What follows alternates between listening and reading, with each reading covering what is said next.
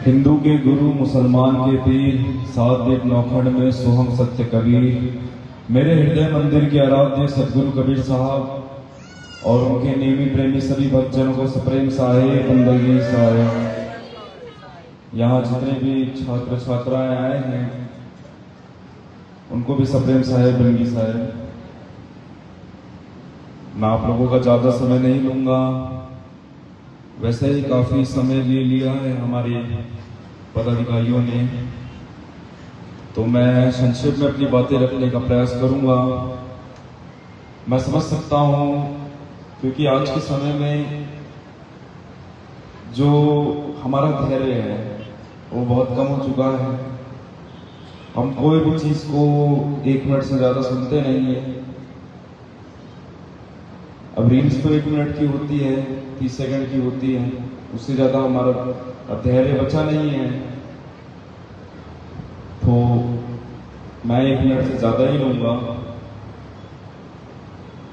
पहले के समय में जो हमारी विचारधाराएं थी वो 50 सालों में बदलती थी और कुछ समय बाद 25 सालों में बदलने लग गई, फिर 5 सालों में, 2 सालों में। आज के समय वर्तमान में हम सबकी विचारधारा 30 सेकंड में बदल गई, 1 मिनट में बदल गई, क्योंकि रील्स जो होती है 1 मिनट की होती है, 30 सेकंड की होती है। तो उसमें हमको देखा जाए तो कोई रील देख रहे हैं, चलो कोई ऐसा रील आ गया मनोरंजन वाला तो हम खुश हो जाते हैं, फिर हम स्क्रॉल किए तो कोई दुखद वाला आ गया तो हम दुखी हो जाते हैं, कोई एकदम मोटिवेशनल आ गया तो एकदम मोटिवेट हो जाते हैं, फिर कोई हंसी मजाक वाला तो हंसी मजाक में आ जाता है। तो हर 30-30 सेकंड में 1 मिनट में हमारी जो विचारधारा है, हमारी मानसिकता है वो बदलती रहती है। और परसों की बात बता रहा हूं मैं इंस्टीट्यूट में गया था, जो इंस्टीट्यूट के जो बच्चे थे मैं उनसे बातचीत किया, तो मुझे एक जन ने कहा कि मैं काफी समय से तैयारी कर रहा हूं, लेकिन मैं जो पढ़ता हूं मैं उसमें ध्यान नहीं रहता, मैं भूल जाता हूं या ज्यादा देर मैं उसमें ध्यान नहीं लगा पाता हूं। अब वो उसका कारण क्या है मैं आपको बताऊं। एक तो हमारा आधा से ज्यादा ध्यान तो मोबाइल में रहता है कि कोई फट से नोटिफिकेशन आया तो फट से देखो भाई क्या मैसेज आया है, क्या इंस्टाग्राम में कोई नया पोस्ट आया है, नया किसी ने स्टोरी लगाई है, क्या रील आया है, इसमें हमारा जाता है ध्यान। और स्नैपचैट में जाता है हमारा ध्यान, चाय पी रहे तो स्नैप भेज रहे हैं, फोटो खींच रहे हैं, तो हमारा ध्यान इसमें रहेगा तो हमारा पढ़ाई में क्या ध्यान जाएगा, कहां से ध्यान जाएगा। अब कोई चीज हमें करनी है तो किसी चीज को हमको छोड़ना होगा। If we have to learn something, we have to unlearn something. If we have to learn everything, we have to unlearn everything. कुछ हमें सीखना है तो हमें कुछ भूलना होगा। अगर हमको पूरा ही सीखना है तो हमको जो पहले का है हमको पूरा भूलना होगा।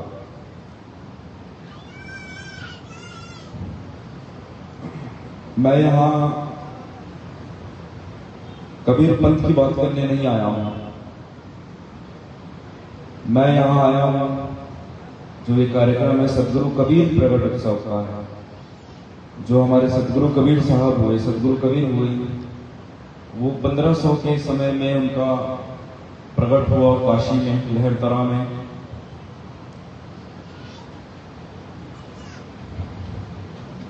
हमको उनके जीवन से ये सीखना चाहिए।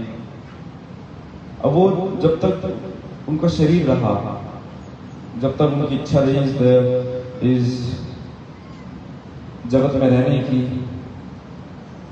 तब तक वो उनके उस कार्यकाल में उनके बड़े बड़े शिष्य हुए, कई राजा महाराजा हुए, कई शेख हुए, कई धनी हुए, उनमें से हमारे धनी धनदास जी साहब भी हुए, ऐसे काफी बड़े शिष्य हुए।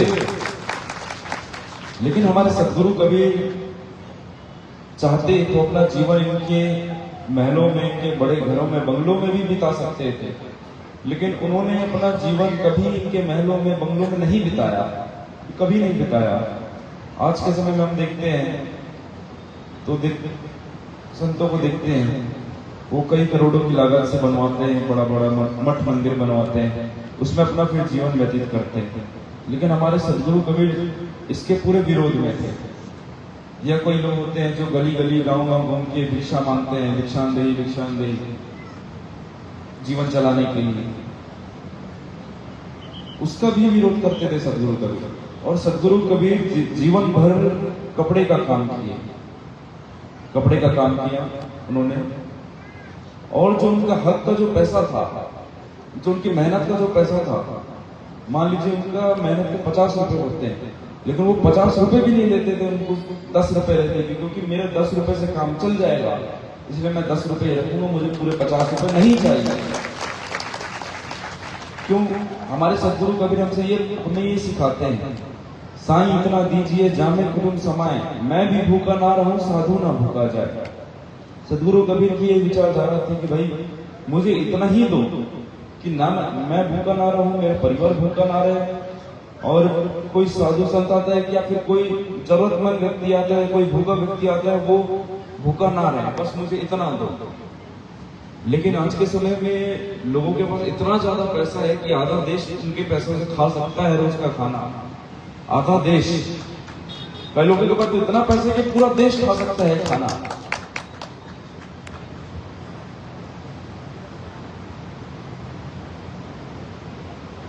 हमको सदगुरु कबीर साहब से ये सीखना है कि हमें जितना मिल रहा है, अब सदगुरु कबीर साहब ये भी कहते हैं, दशवांश गुरु को दीजिए, जीवन जन सफल कर लीजिए। दशवांश जो है, आप जैसे 24 घंटे में से आप दशवांश निकालिए, 10वां हिस्सा निकालिए 24 घंटे में से, कितना होता है? 2.5 घंटा होता है, 2.5 घंटा होता है। तो 2.5 घंटा आप सेवा में दीजिए, किसी परमार्थ के काम में दीजिए, किसी की जीवन सुधारने में दीजिए। 24 घंटे में से जो आपका जो दशवांश निकलता है 2.5 घंटा, वो किसी सेवा में दीजिए, किसी परमार्थ में दीजिए, किसी का जीवन बनाने में दीजिए।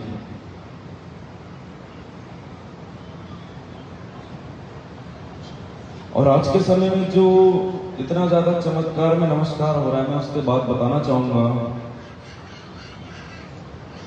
जो भगवान राम का जो समय था, जो भगवान राम का कार्यकाल था, तो जो उनका जो युद्ध चल रहा होता है, रावण से जो युद्ध चल रहा होता है, उसमें उनके भाई लक्ष्मण जी घायल होते हैं और उनको कहते हैं कि सुबह तक इनके लिए बूटी नहीं लाई तो इनका शरीर छूट जाएगा। भगवान राम तो भगवान थे, वो तो पुण्य पुरुष थे, वो कुछ हाथ लगाते तो भी ठीक हो सकते थे, लेकिन उन्होंने वैद्य बुलाया। सुनिए, उन्होंने वैद्य बुलाया, वैद्य ने दवाइयां बताई, तो भगवान राम तक चिकित्सा का इस्तेमाल कर रहे हैं। तो कौन कह रहा है आज के समय में कि भाई मैं हाथ रख देता हूं तुम ठीक हो जाओगे, मैं पानी छिड़क देता हूं तो तुम ठीक हो जाओगे? कौन कह रहा है? ऐसे ढोंगी लोगों के पीछे आप जा रहे हैं और उसको कहते हैं चमत्कार, चमत्कार बाबा जी का। ऐसा नहीं होता। जब भगवान राम वैद्य बुला रहे हैं, चिकित्सा का इस्तेमाल कर रहे हैं अपने भाई को ठीक करने में, वो चीज हमें सीखनी चाहिए। वो चीज हम सीखते नहीं। हम सीखते हैं तो क्या सीखते हैं? अरे हमारे भगवान की तो, भगवान राम की तो ऐसी लीला है। अरे कबीर साहब की ऐसी लीला थोड़ी ना है, हमारे भगवान राम की ऐसी लीला है। कबीर पंथी नहीं नहीं, कबीर साहब की ऐसी लीला है, भगवान राम की ऐसी लीला है। इस लीलाओं से आपको सीखना चाहिए। आप इसमें लड़ते हैं कि हमारे भगवान ऐसे, राम ऐसे हैं, हमारे सदगुरु कबीर ऐसे, हमारे भगवान कृष्ण ऐसे। सब एक ही है। हमने इनको अलग अलग 4 दीवारों में बांधा है। सदगुरु कबीर को हमने 4 दीवारों में बांधा है, भगवान राम को हमने 4 दीवारों में बांधा है, भगवान कृष्ण को हम 4 दीवारों में बांधे हैं, गुरु नानक को हमने 4 दीवारों में बांधा है। लड़ाई क्यों है नाम की? किसके वजह से है नाम की लड़ाई? हम लोगों के वजह से है। हम जितने भक्त हैं उनकी वजह से है। हम इनको 4 दीवारों से मुक्त करते तो क्या किस चीज की लड़ाई होगी? किस धर्म की लड़ाई होगी? कोई लड़ाई नहीं होगी। अनभक्त क्यों बनते हैं? जागिए, जो सही है उसको आप पालन करिए। सदगुरु कबीर भी कहते थे, अपनी बातें रखने के लिए बात कहते थे सदगुरु कबीर, कहे कबीर सुनो भाई साधु, अमृत वचन हमार, जो भला चाहो अपना परखो करो विचार। सदगुरु कबीर निष्पक्ष बात करते थे, किसी के पक्ष में बात नहीं करते थे, ना हिंदू के पक्ष में बात करते थे, ना मुसलमान के पक्ष में बात करते थे, ना कोई छोटी जाति के पक्ष में बात करते थे, ना वो ऊंची जाति के पक्ष में बात करते थे। कभी नहीं किया उन्होंने। वो निष्पक्ष बात करते थे और वो कहते थे कि मेरी बात जो मैंने कही है उसको एक बार आप परखो, उसको एक बार जानो और इसमें प्रश्न करो कि ये ऐसा क्यों कर रहे हैं, ऐसा तो ऐसा क्यों है। उन्होंने कभी नहीं कहा मेरी बात को आपको मानना पड़ेगा। सदगुरु कबीर साहब कहते हैं जो भला चाहो अपना परखो करो विचार। और आज के समय में आके बोलते हैं मेरी बात सबसे सही है, मेरी बात को आप लोग मानो, मेरी बात को मानोगे तो आपका जीवन का उद्धार होगा। ऐसे लोगों से बचिए। जो महापुरुष होते हैं ना, वो कभी नहीं कहते हैं कि मेरी बात मानो, मेरे सुख सानिध्य में रहो, कभी नहीं। वो खुद कहते हैं कि मेरी बातों को पहले आप जानो, उसके बाद मानो। और जो हमारा केडीयू मिशन हमने लेके आपके बीच आए हैं, उसको भी आप पहले जानो तभी मानो। और जो पत्रिका हमने जो ये पत्रिका है, इसमें केडीयू मिशन के बारे में पूरा दिया गया हुआ है। इसको एक बार आप पढ़ो, इसको एक बार समझो। मैं तो एक बार आपको यहाँ समझाऊंगा, लेकिन फिर आपको और समझना होगा तो इसको आप पढ़ सकते हैं, इससे आप समझ सकते हैं। और हमने केडीयू मिशन इसलिए निकाला है क्योंकि हमको आज के समय में हम देखते हैं कि इतना ज्यादा भौतिकता हमारे जीवन में आसपास है, इतना ज्यादा माया का प्रभाव है, इतना ज्यादा हम लोग स्वार्थी बन चुके, इतना ज्यादा महंगाई बन चुके हैं। तो उन सारी चीजों से मुक्त हो सके उसके लिए हमने केडीयू मिशन आपके बीच लाए हैं। हमारे केडीयू मिशन के उद्देश्य क्या है? जीव दया और आत्म पूजा। जीव दया आत्म पूजा हमारे केडीयू मिशन का उद्देश्य है कि हम चरित्रवान व्यक्ति को तैयार करें, लोगों को इंसान बनाएं। और हम पहले देखिए, ये चीज समझिए, हम ना पहले स्त्री है ना पुरुष है, ना हम हिंदू है ना मुसलमान है, हम पहले हैं तो इंसान है।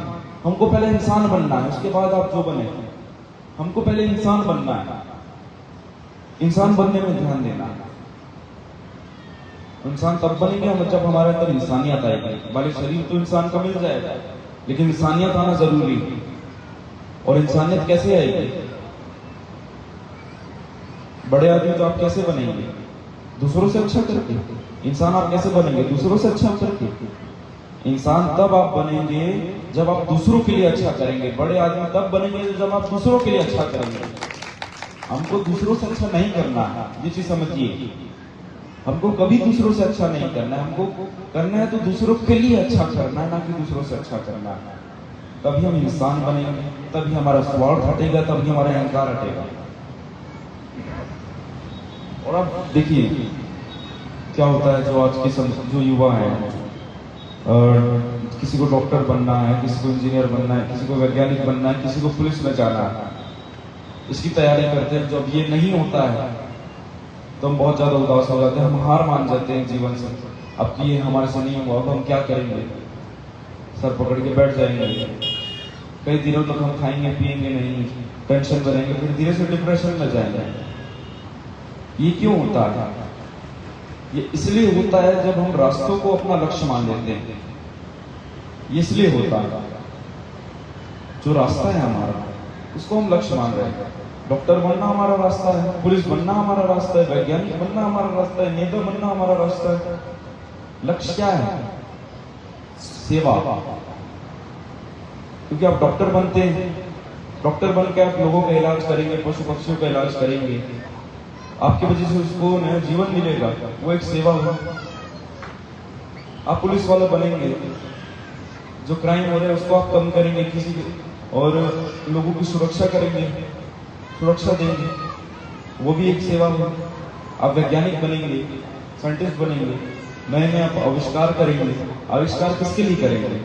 लोगों के लिए करेंगे कि लोगों को सुविधा हो, तो वो भी एक सेवा ही हुई। नेता बनेंगे आप, नेता क्यों बनेंगे? लोगों के लिए बनेंगे कि हमारा क्षेत्र, किसी क्षेत्र के बनेंगे, हम अपने क्षेत्र का विकास करें, लोगों का हम जॉब दिलाएं, ये कराएं, वो भी एक तरीके से सेवा हो। तो ये सारे रास्ते हैं, डॉक्टर बनना, पुलिस बनना, साइंटिस्ट बनना, नेता बनना, ये सारे रास्ते हैं। लक्ष्य हमारा सेवा है, ये चीज आप समझिए।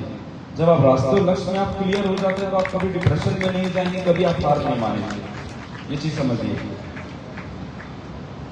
आप ये समझिए करिए कि भाई ये तो मेरे रास्ते हैं, मुझे करना है सेवा, और मैं सेवा किसी भी तरीके से करूंगा।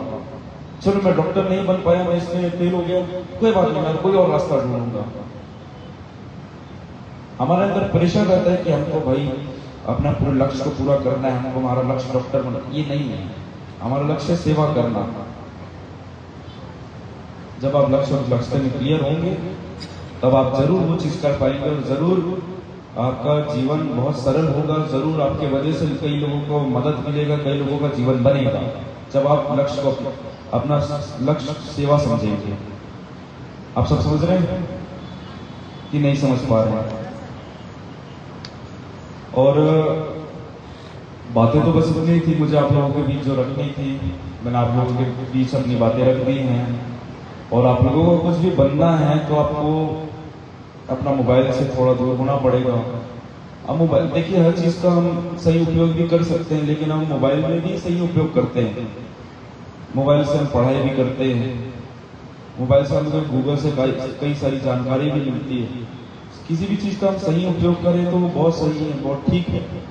लेकिन हम आज के समय में ऐसा होता है, मैं कई लोगों को देख रहा हूँ कि हम भाई मोबाइल खोलते हैं, हमको कहीं कुछ सर्च करना है, गूगल में कुछ इन्फॉर्मेशन लेनी है, तो गूगल से पहले गलती से इंस्टाग्राम खोल देते, अरे फिर उसमें ध्यान चले जाता है, ये तो नया पोस्ट आया, इतना ज्यादा हम एडिक्ट हो जाते हैं। चलाओ, कोई मना ही नहीं है, आप जरूर चलाओ, कोई मैं रोक टोक भी नहीं करूंगा। मैं कौन होता हूँ रोक टोक करने वाला? आपकी मर्जी, आपका जीवन है, आप चलाओ, लेकिन इसको ज्यादा अपने जीवन में इतना प्रबल मत होने दो कि जो आप करना चाहते हो वो भी आप ना कर पाओ। बस इतना आप ध्यान रखो। तो बातें मेरी बस इतनी थी, और मैं अपने जितने युवा हैं मैं उनको कहूँगा एक बार ये मैगजीन जरूर पढ़िए, आपके काम आएगी और आप अच्छी तरीके से समझ पाएंगे कि एजुकेशन क्या है। और सदगुरु कबीर कहते हैं, आप सब मेरे साथ उसको बोलिएगा, सेवा अपना धर्म है, सेवा ही आधार, सदगुरु का उद्देश्य कर लो बेड़ा पार। सेवा अपना धर्म है, सेवा ही आधार है। हमारे सदगुरु हमें यही उपदेश दे रहे हैं, हमारे परमात्मा यही उपदेश दे रहे हैं कि सेवा ही अपना धर्म है, सेवा ही आधार है हमारा। हम अगर जाते हैं मंदिर में, जाते हैं पूजा करने जाते हैं, आरती करते हैं, अगरबत्ती चलाते हैं, फल चढ़ाते हैं, 56 भोग चढ़ाते हैं, कपड़े चढ़ाते हैं, जो भी करते हैं, उससे परमात्मा की भक्ति नहीं होती, उससे परमात्मा प्रसन्न नहीं होते, उससे हमारा बेड़ा पार नहीं होता। ये तो आचरण है, ये तो दिखाने की चीज हो गई। अब भीतर से क्या है, आपका चरित्र कैसा है, आप नेक है कि नहीं है, इस पर निर्भर करता है। अगर आपका चरित्र साफ होगा, आप पवित्र होंगे। अब अगर आप वैश्या के घर भी जाएंगे ना, आपकी पवित्रता से वैश्या का घर भी मंगल हो जाएगा, वैश्या का घर भी पवित्र हो जाएगा। और अगर आपका चरित्र साफ नहीं है, आप नेक नहीं है, तो आप कहीं भी जाए, मंदिर भी जाए, कभी कुछ नहीं होने वाला। इस चीज का आप ध्यान रखें। सुधारना है तो अपना चरित्र सुधारो, बनना है तो नेक बनो, और बनना है तो इंसान बनो, इंसान बनो। बस इतना ही कह के मैं आपसे आज्ञा चाहूंगा। आप सभी ने मेरी बातें बहुत ध्यानपूर्वक सुनी है, मैं आप सभी का बहुत आभारी हूँ, और आप सभी का बहुत बहुत धन्यवाद। आप सभी ने इतना स्वागत सत्कार किया, शोभा यात्रा निकाली, मैं आप सभी का बहुत आभारी हूँ। साहेब बंदगी साहेब।